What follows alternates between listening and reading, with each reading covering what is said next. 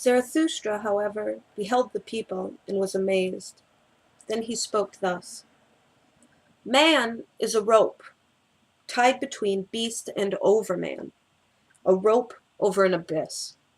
A dangerous across, a dangerous on the way, a dangerous looking back, a dangerous shuddering and stopping. What is great in man is that he is a bridge and not an end. What can be loved in man is that he is an overture and a going under. I love those who do not know how to live except by going under, for they are those who cross over. I love the great despisers because they are the great revelers and arrows of longing for the other shore. I love those who do not first seek behind the stars for a reason to go under and be a sacrifice, but who sacrifice themselves for the earth, that the earth may someday become overman's. I love him who lives to know and who wants to know so that the overman may live someday, and thus he wants to go under. I love him who works and invents to build a house for the overman and to prepare earth, animal, and plant for him, for thus he wants to go under.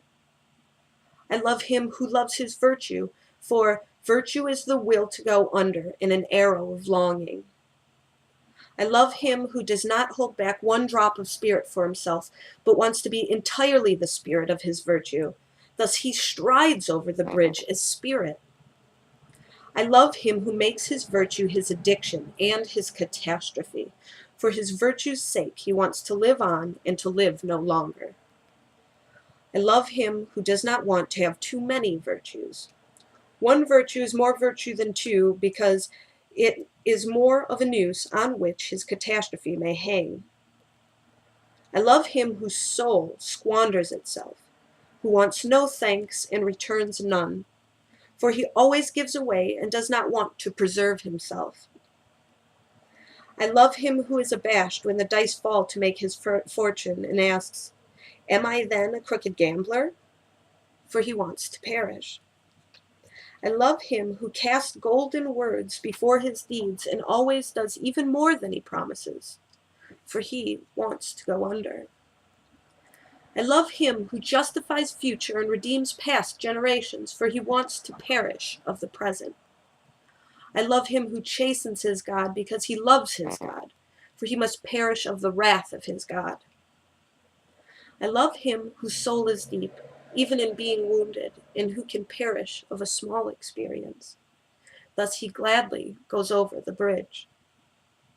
I love him whose soul is so overfull that he forgets himself, and all things are in him. Thus all things spell his going under. I love him who has a free spirit and a free heart. Thus his head is only the entrails of his heart, but his heart drives him to go under. I love all those who are as heavy drops, falling one by one out of the dark cloud that hangs over men. They herald the advent of lightning, and, as heralds, they perish.